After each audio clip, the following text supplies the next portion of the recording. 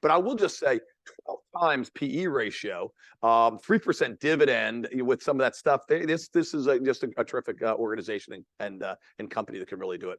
Our next up is another company that's really also on the journey. And these, a lot of the manufacturing, these are now on the distribution side and in the highly unregulated part of the energy business. Part of the utility business is very regulated.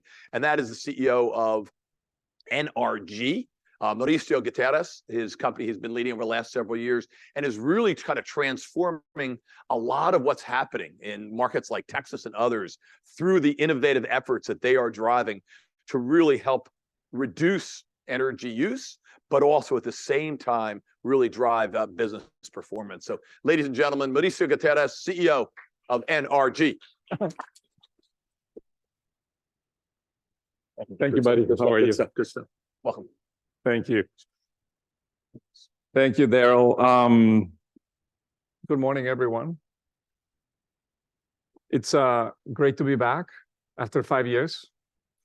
If you remember, 5 years ago, I didn't wear glasses. So I guess that's the sign of times. It's just great to be back here to talk about the progress on our long-term plan. 5 years ago, I was here telling you how we were redefining the power industry. And it is my pleasure to be here and tell you the progress around that long-term plan. But before we do that, when I think about the future, it's sometimes hard to picture it. I can tell you about it, I can do a representation, but I figured why not show you a really quick clip about how NRG sees the future of energy. So why don't we roll the tape? Thank you.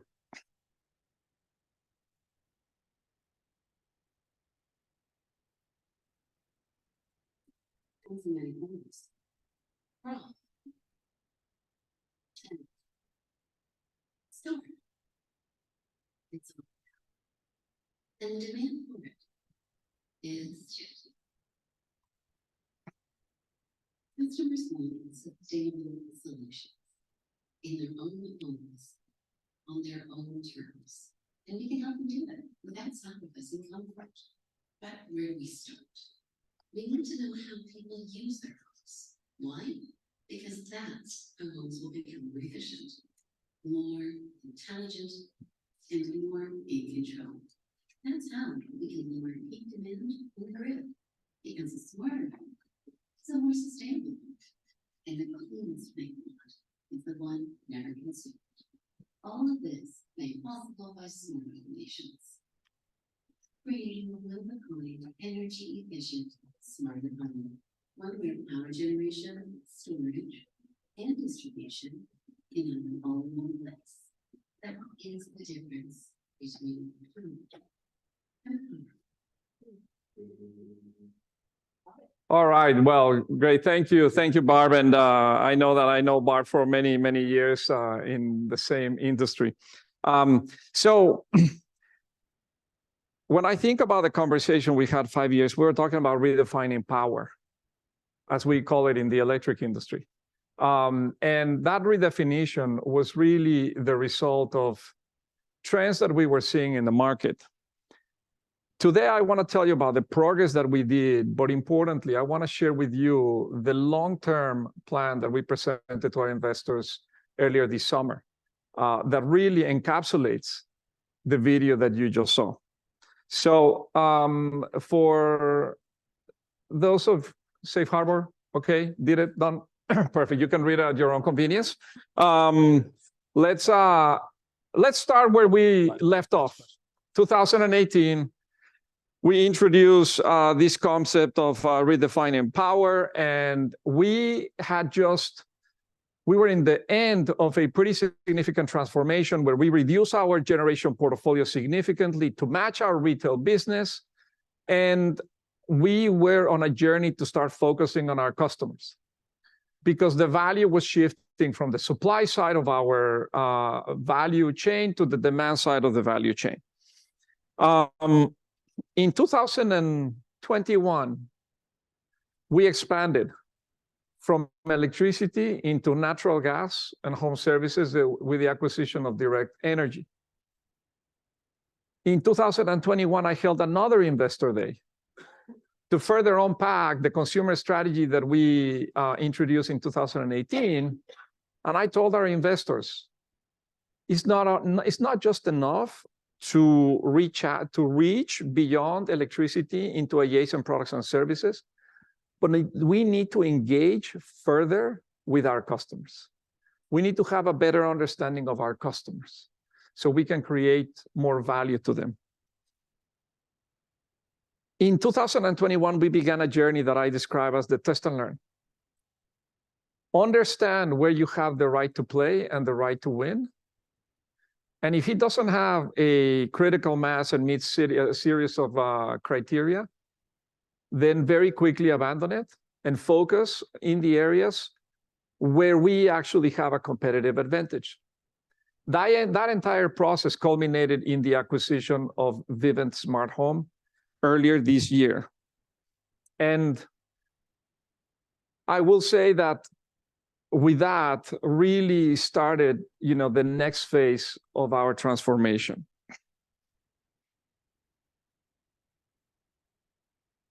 I want to say a word on purpose, because one of the lessons learned for me during this transformation period is that you cannot be successful if you don't have complete clarity on your purpose as your guiding North Star. And not just clarity, but commitment across the entire organization and our stakeholders. You have here our purpose. I'm not going to read it for you, but what I will tell you is that our purpose is rooted on our foundation as a power company, but with the aspiration to meet a societal need in a more meaningful way. As you saw in the video, we see a future where consumers are more informed and empowered to decide how and when to use energy, enabled by technologies that are connected, smart, and sustainable. Another one of the big lessons learned over the past 5 years is that it is not enough just to communicate the where you're going. You have to communicate the why and the how to all stakeholders. You have to communicate it over and over and over. That's the process that we followed at NRG these past couple of years. Now, let's look at our progress, our scorecard per se. Today, NRG is the leading consumer energy company in North America, and it is positioned now to benefit from the energy transition that we're living. From a power system that is one directional analog to a system that is digital, multi-directional, and moving from fossil fuel to clean energy technologies. Since 2018, we actually more than doubled the number of customers that we serve.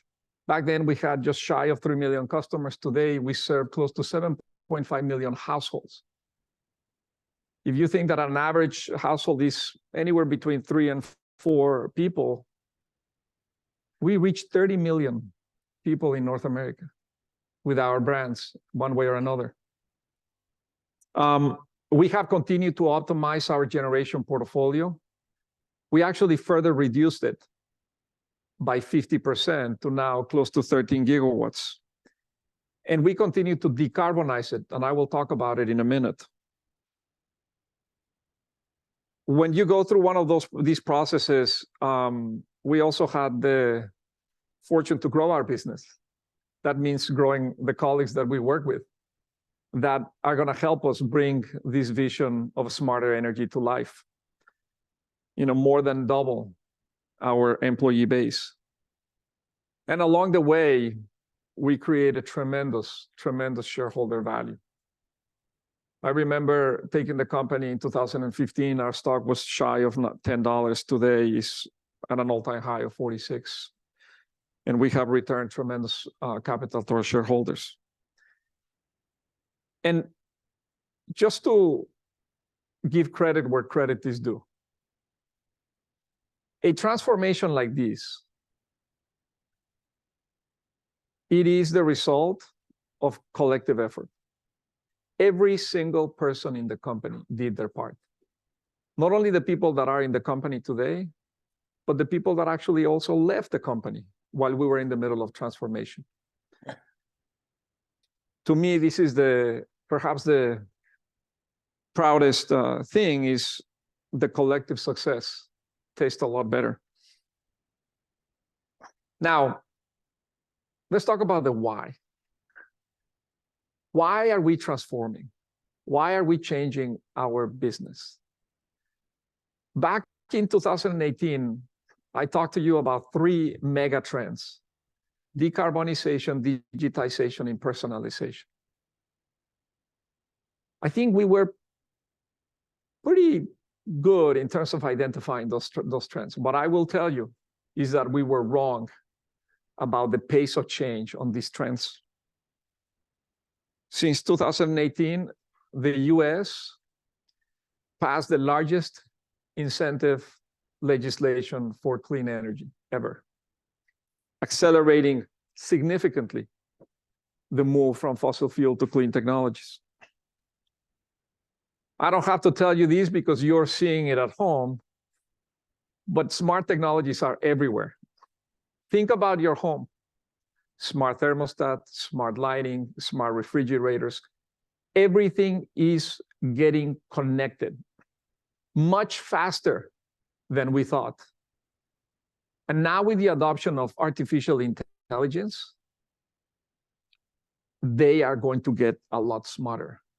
I mean, devices are going to get a lot smarter. Back then, we talked about personalization. And I think I gave you a couple of examples about, when you're watching your favorite TV program. And, when I grew up, I had to wait for 7 p.m. to see my favorite show. Now everything is on stream. Everything is perfectly personalized to you. You open Netflix and it's customized to you. Personalization used to be a competitive advantage. Now, for every consumer company in the world, is table stakes. You are not going to win customers if you don't personalize your products and services. Now, what I will tell you, back in 2018, we could not foresee what we experienced the past 5 years. It's difficult for me to talk about mega trends and not address some of the things that we experienced these past couple of years. And when you're running a transformation, when you're in the middle of a transformation like this, you have to stay nimble. And you have to be able to pivot depending on what you're seeing. We experienced a global pandemic that has changed forever the way we work and where we work. For us as a company, half of the company was frontline workers running power plants to make sure that you enjoy power in your home. The other half were corporate that were able to work from home overnight. We moved everybody overnight. We're still trying to figure out what is the impact on our culture by having these 2 very different sets of people.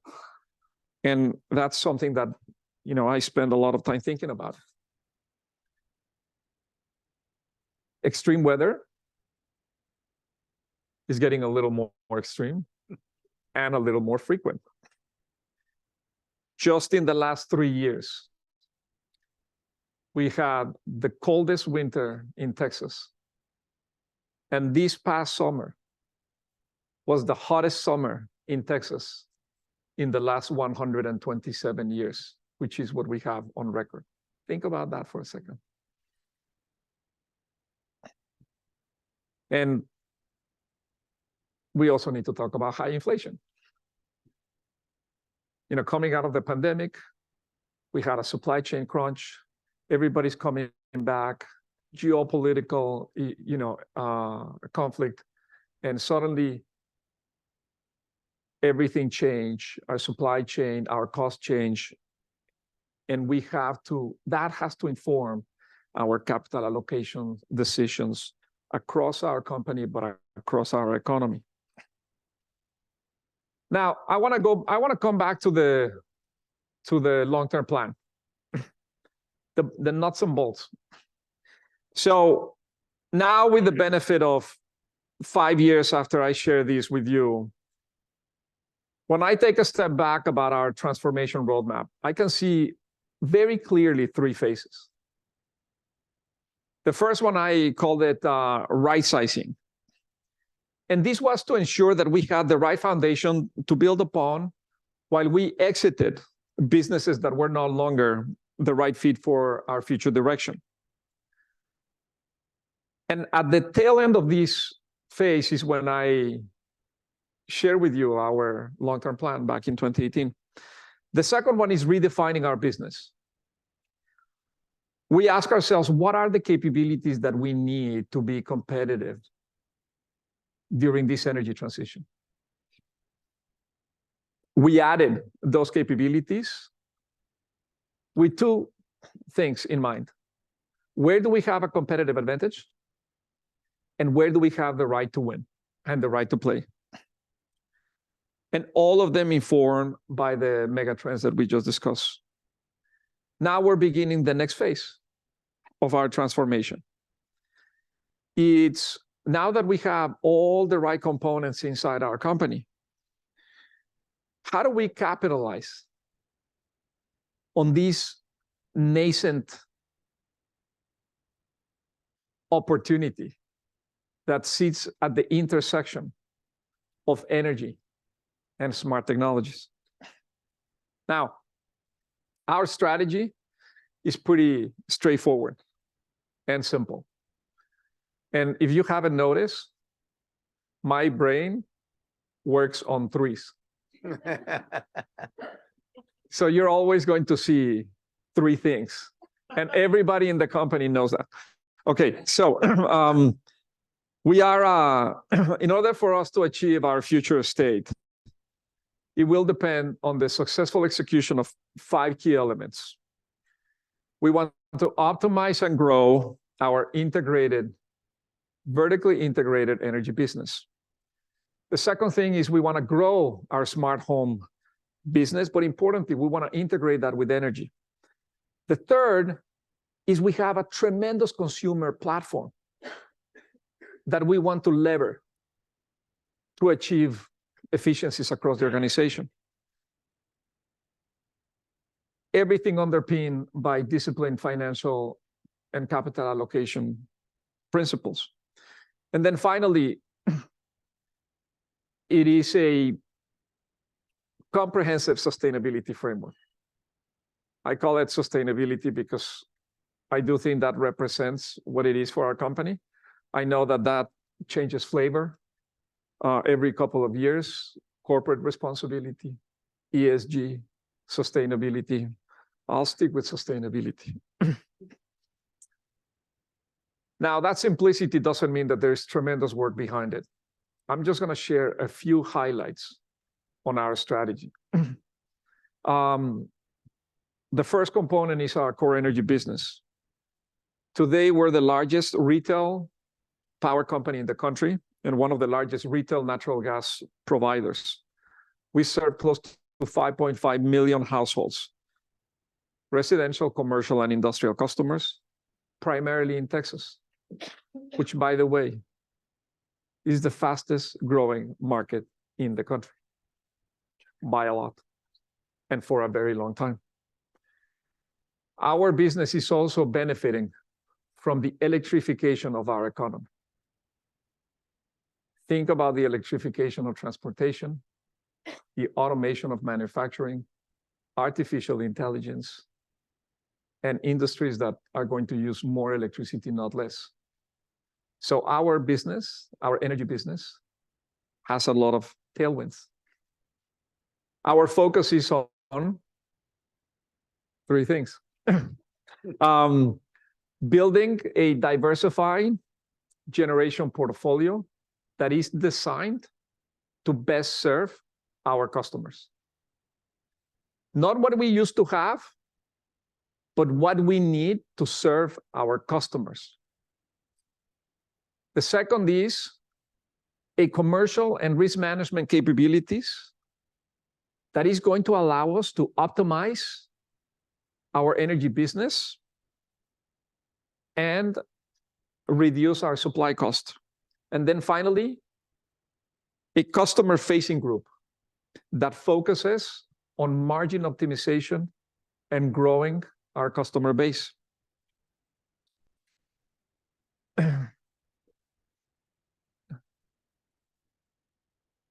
Can you check? Okay, there you go. Okay. Growing our smart home. We want to grow our smart home now alongside energy. Now, I think you are all, perhaps asking yourselves, what is smart home? Hopefully the video gave you a little hint on what we think about smart home. Smart home is not a single product. It's not a doorbell. It's not a camera. It is not a security solution. For NRG Smart Home, it's a technology platform that connects devices in your home to create a personalized ecosystem that is built around your comfort, your budget, and your sustainability preferences. Smart home is about the experience. It's about all of these things working together for you. It's about making your home work for you. Today, our smart home business has 2 million subscribers that stay on average with us 9 years. And it is part of a nascent and very attractive, fast-growing smart home market. I hope that you now think about the possibilities of smart technologies and energy. The way I explain it to investors is we're going to leverage all the sensors that you have at home to help you optimize your energy usage. And we're going to do that without impacting your lifestyle. Think about that. Let's say that you are out having dinner and you wanted to stay an hour, extra hour, 2 hours. Your home knows that you're away. Your lights are off. Your thermostat goes from 70 to 74 degrees. If there is a price spike in the markets, we're going to deploy your batteries, or we're going to stop perhaps charging an electric vehicle that you have at home. That's what we're talking about, is making the home a lot smarter, but without sacrificing your lifestyle.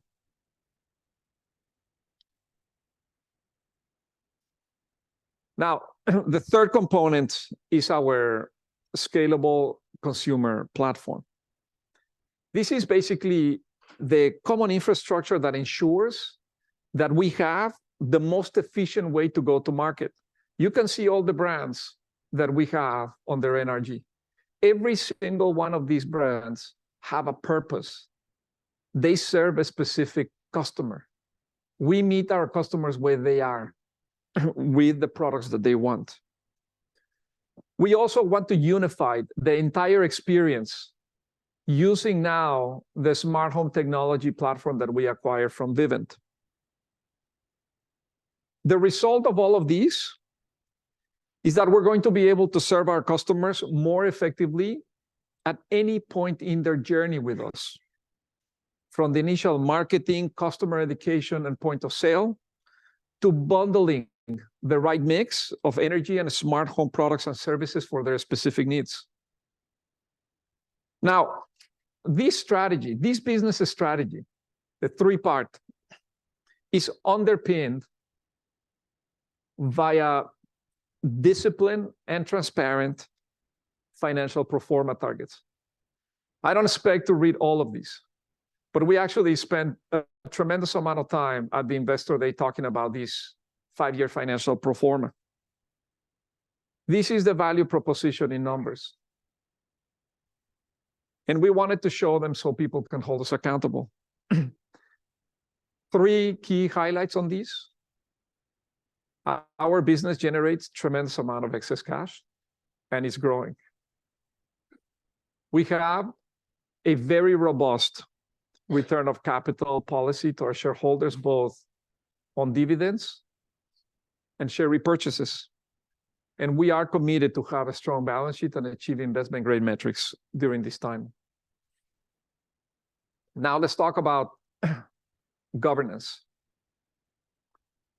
Our governance is designed to help us achieve our vision and create long-term shareholder value. Our board is incredibly engaged, and we have made significant progress to bring new and diverse perspectives. Since 2018, we have turned over 50% of our board with new members that have relevant experience on our future direction. I'm also very proud to tell you that we have increased and we value diversity, both on thought, ethnic, and gender.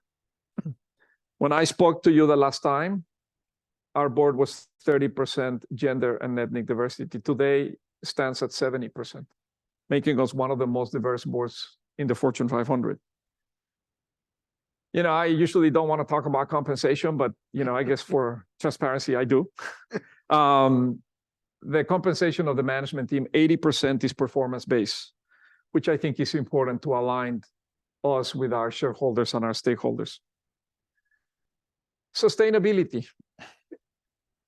I'm passionate about this. I can talk about this for hours, but let me just be brief on it.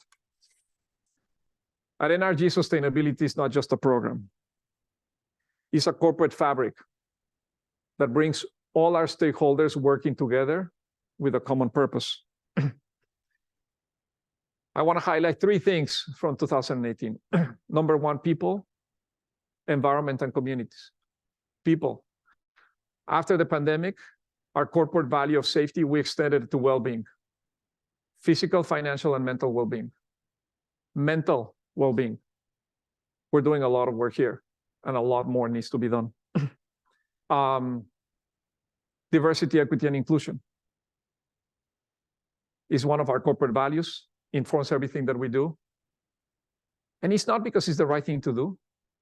It's because it's the smart business thing to do. With diverse teams, we understand better our customers. We have more enriching conversations. And we do very specific things. Business resource groups. We have a pay equity study that we do every 3 years. We have unconscious bias training. And one of the things that we were talking about that yesterday here is we looked at every single job in the company. And if it doesn't require a 4-year degree, we took it out. Because that handicaps minority candidates. On the environmental front, we signed up for the UN recommendation of limiting global warming by no more than 1.5 degrees Celsius. That means reducing our carbon emissions 50% by 2025, net zero by 2050.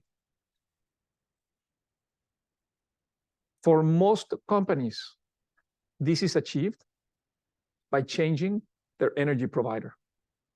They just buy renewables. For us, it's changing the way we do our business. Changing the way we do our business. We know that we're a big part of the problem, but also we are the part of the solution. I will tell you that we have reduced our carbon emissions over 40% since 2014. Over 40%. and we're on track to achieve our 2025 target. A power company, okay? Power company, primarily fossil fuel based, has been able to do that. Communities, our philanthropic arm, Positive Energy. Man, I love that name. So Positive Energy, Positive Energy. It is an employee-led initiative. This is not a CEO-led initiative. It's dictated by our employees, it's local, and we want to have an impact where we live and work. So let me finish, since I have 1 minute and I timed it perfectly. I want to leave you with one thought. Hopefully, it's a provoking thought. The entire power industry is built to meet a peak demand that happens less than 1% of the time. Think about that for a second. The entire power industry, generation, transmission, distribution, all that capital, plus at least 10 to 15% reserve margin on top of it, is built to meet the demand that happens less than 1% of the time. How inefficient is that? What if I tell you that there are technologies today that will allow us to control demand more than any other time in our history? To be smarter about how we use energy. As a company, I tell my team, we know how to build power plants and we know how to sell electricity. We can do that all day long and be incredibly competitive. And so is every other company in the industry. That's why the supply side of our business is so competitive and the margins are so tight. But demand, man, that's a white space. We have white space there. That's where NRG is focused. That's where we see tremendous value potential. That's where we need to crack the code. That's where we need to be bold and connect the dots. And along the way, we're going to help our customers save money by being more efficient. We're going to help our grid, our power grid, being more resilient by providing a new tool in the quiver, a new arrow in the quiver to help us balance supply and demand. And as the video said, the cleanest megawatt is the one that we don't use. We want to be that company. Thank you for your attention.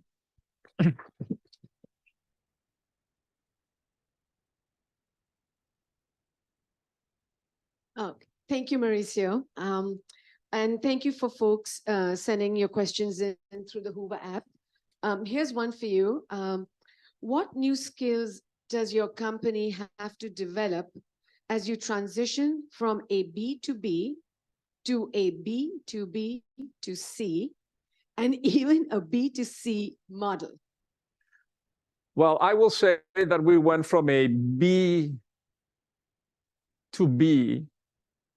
And when I say B, it's actually not a capital B, but a lower B, because we actually transact with the market. So I don't know if the market is B or not, but we went from B2B to really quickly B2C. Most of the 7.5 million households that I was talking about are residential customers, is B2C. So the skill sets that we had to acquire and develop is understanding customers, creating value proposition, creating a value proposition on products that are relevant for them. So we talked about go-to-market strategies, market segmentation, marketing, bundling, pricing, selling. the same skill sets that you need for a consumer company. Think about where we started. We were an industrial power company. And now we're the largest consumer energy company in the country. So that journey happened on the span of 8 years. We had a great foundation by selling electricity, but we had to redouble our efforts. So that's the first one. The second, it's all about data, information, understanding information, gathering information, and creating insights from information, data analytics. About 5 years ago, I went from having a chief information officer, and I changed it. I brought a chief data analytics officer. You know from where? From the hotel industry. Why? Because that's what they do. Think about it, occupancy of rooms, different pricing, different market segments, different value propositions. We as a company wanted to learn from other consumer companies. So we've been acquiring talent these past couple of years to put us in the position where we are today, to be able to achieve the vision that we see, that is empowering our customers, empowering our customers with the technologies that exist today so they can be more efficient and they can focus on whatever they want and not primarily their utility bill.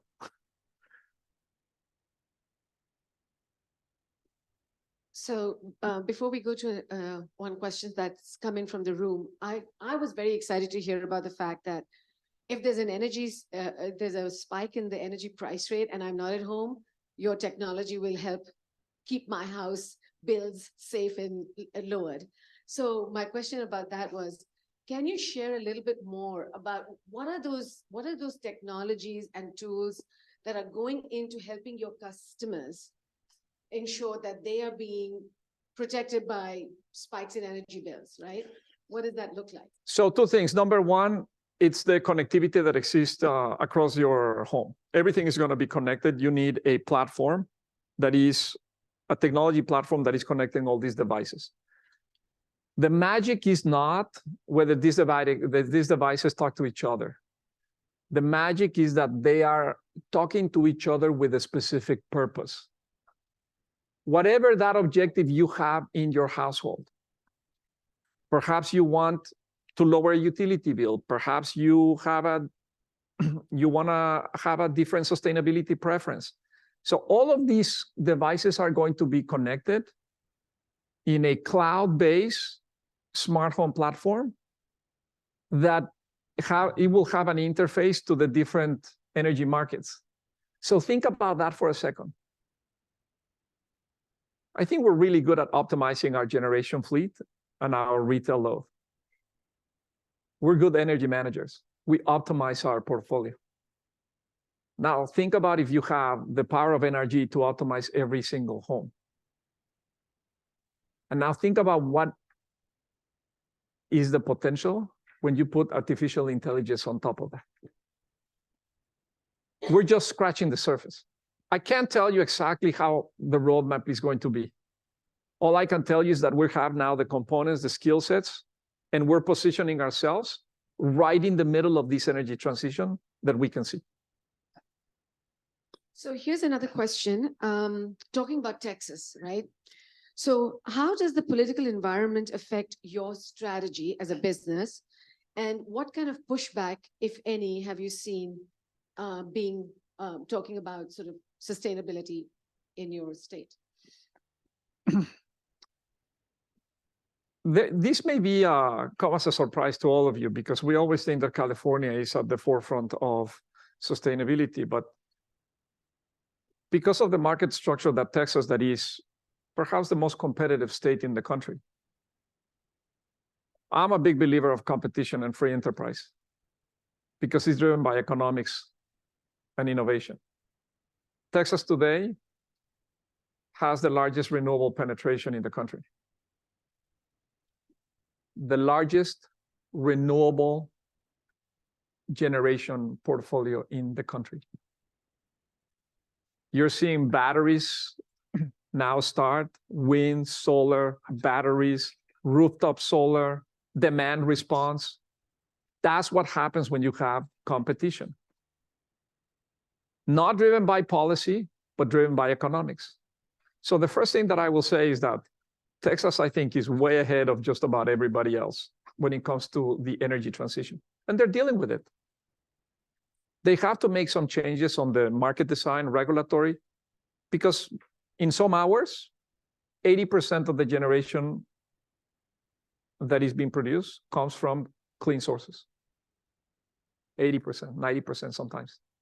So political environment, I think we talked about significantly polarized.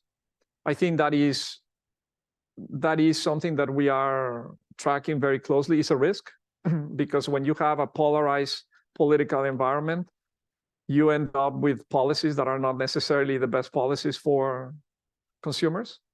So, we work really closely with legislatures and regulators to make sure that we maintain principles that benefit, at the end of the day, their constituents, consumers. Great. And you showed the map of the brands that NRG holds. And can you talk about how that brand architecture maps to your customer segments that you serve? That's a great question. So you need to think about it in two big business segments. Our energy segment are our smart home. So smart home is under one brand. It's called Vivint. For those of you who actually, speak Spanish, Vivint. Anybody? Any guess? Vivienda inteligente. Smart home. How cool is that? So love the name. Vivint. Under one brand, and we go to market with that brand. On energy, we actually segment the market based on sustainability preferences and service preferences. So I'll give you two examples. Reliant is our full service brand. Is the highest category. If you call, you're going to have somebody on the phone. It's going to help you. They have the best interface. We have a digital interface. By the way, now is the digital interface and the journey on the digital interface that I didn't talk about here. You can basically control your entire home, and you can see your production. If you have rooftop solar, you can have electric vehicles. You can monitor everything. It's amazing, the digital journey. Green Mountain Energy is for the one that just wants to buy clean energy. And the brand and the people that work on that brand live and breathe that.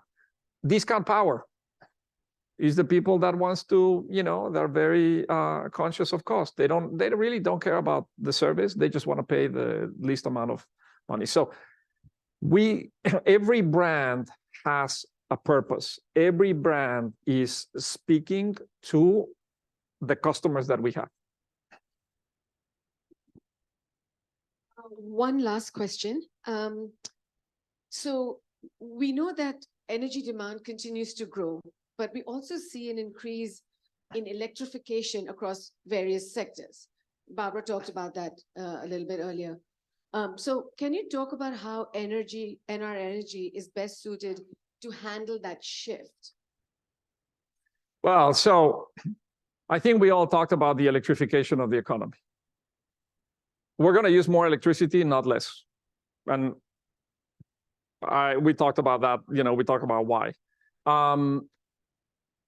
As any industry in transition, there are challenges. Think about our system 5 years ago. Fossil fuel base, you can actually dispatch it, which means you control when you turn it on or off.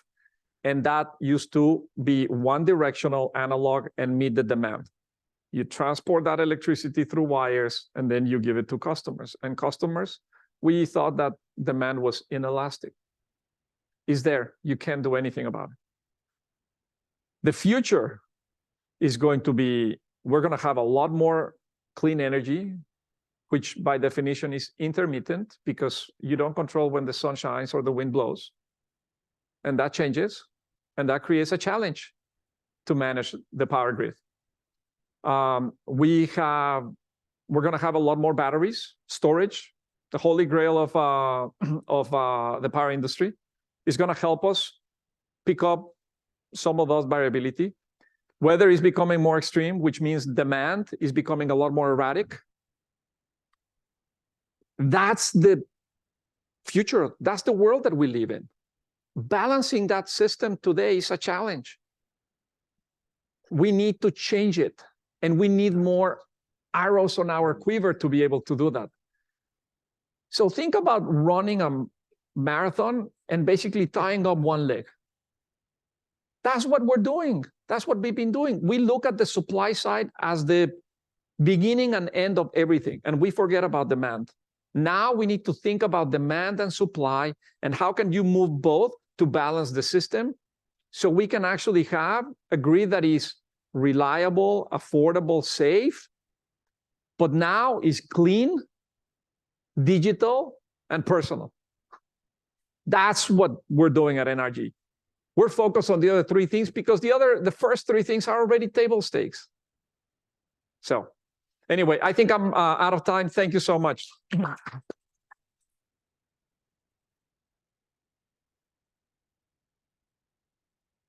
Thank you, Mauricio. Thank you. And great to see the progress of NRG over the last 5 years. And we think to Nili's challenge of how we're going to do it, we could all just turn our lights out, and that would be one way to get it, but that's not going to happen. So we blame it on the company, but companies are going to have to kind of solve this. And look what NRG is doing in terms of the performance we've seen. So, and I do have to say, I am an investor in NRG. I had to be very careful when I bought, so I didn't have any inside information. But since Mauricio has been there, a fourfold increase in the stock price, so takes care of that. The plan, and the utility industry is a fascinating industry, but most of it is regulated, controlled, generally by government to some degree, with companies negotiating, and supply oriented. We'll just keep making stuff, way over investing what's required because it's just all about the peak, and no management using the technology which NRG is talking about. So this plan of focusing on, think about a business. We're just going to make whatever. I used to run the business. We just keep making cookies. You guys buy them when you want them. This is not going to work. But now taking a consumer approach to this, because that's the people who actually use the energy, are the demand side, which is really kind of cool. And then the impact on the planet already, right? 40% reduction in greenhouse gases while demand is essentially rising.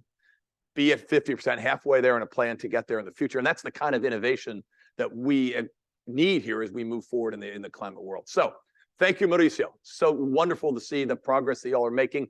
We're now going to take a break for 15 minutes. So enjoy, get out, network some, and then we'll be back to hear from another industry in transformation. We've had a few people say, I'm not going if you're going to talk about tobacco. But you got to kind of listen to what's happening, and we'll hear from Jacek here in a bit. So 15-minute break. We'll see you in a bit.